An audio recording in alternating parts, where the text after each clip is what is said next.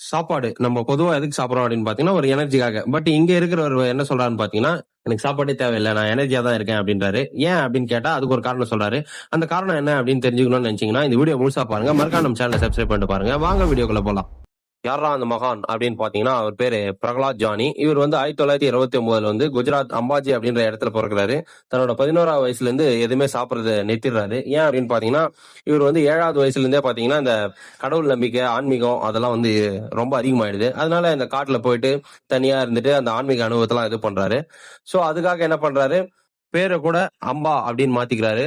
அவர் வந்து எல்லாருமே வந்து பாத்தீங்கன்னா இதுக்கப்புறம் வந்து மாதாஜி அப்படின்னு தான் கூப்பிடுறாங்க. ஏன் அப்படின்னு பாத்தீங்கன்னா ஒரு ரெட் கலர் புடவையும் அதுக்கப்புறம் அந்த பொட்டு அந்த மாதிரி கூந்தல்ல பூ அந்த மாதிரிலாம் வைக்கிறனால எல்லாரும் அவரை மாதாஜி அப்படின்னு கூப்பிடுறாங்க. மாதாஜி அப்படின்னா லேடிஸ் தான் கூப்பிடுவாங்க. பட் இவரோட கெட்டப்காக அப்படி கூப்பிடுறாங்க. சரி, இருந்தாலும் எல்லாருக்கும் டவுட், இவர் என்ன சாப்பிடவே மாட்டாரு, அந்த சத்து வேணுமே அப்படின்ட்டு அந்த ஊர்லயே குஜராத்ல இருக்கிற ஒரு டாக்டர் வந்து பாத்தீங்கன்னா இவரை செக் பண்றாங்க. ஒரு ரூம்ல எல்லாம் பூட்டிட்டு அப்படியே கடுமையான ஆய்வுக்கு அவரை உட்படுத்துறாங்க.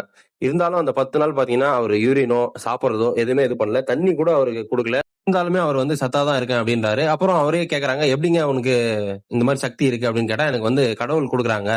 எனக்கு அவருக்கு வந்து பாத்தீங்கன்னா அந்த தொண்டையில வந்து மேல்புறம் வந்து ஒரு ஓட்டை மாதிரி இருக்கும். அந்த ஓட்டை வழியா எனக்கு வந்து கடவுள் வந்து தண்ணியும் ஆகாரமும் கொடுக்குறாங்க. அதனாலதான் நான் சத்தா இருக்கேன் அப்படின்றாரு. இருந்தாலும் மத்தவங்க யாரும் அதை நம்பல. 2003 இந்த ஆய்வு முடிஞ்சதுக்கு அப்புறம் பாத்தீங்கன்னா 2010 ஒரு ஆய்வு நடக்குது. ஒரு 35 ஆராய்ச்சியாளர்கள் வந்து ஒரு குழுவா வந்து இவரை செக் பண்றாங்க.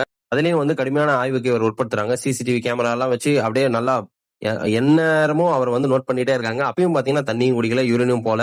டெஸ்ட் எடுத்து பார்த்தாலும் எல்லாமே நார்மலா தான் இருக்காரு. என்னடா இவரு அப்படின்னு சொல்லி அவங்களாலே புரிஞ்சுக்க முடியல. சோ ஒரு சில நேரத்துல பாத்தீங்கன்னா அறிவிலுக்கு மீறியும் சில மனிதர்கள் இருக்கதான் செய்யறாங்க. சோ இந்த வீடியோ பிடிச்சிருந்தா லைக் பண்ணுங்க, கமெண்ட் பண்ணுங்க, ஷேர் பண்ணுங்க. மறக்காம நம்ம சேனலை சப்ஸ்கிரைப் பண்ணுங்க. நெக்ஸ்ட் வீடியோல பார்க்கலாம். டாடா, பாய்.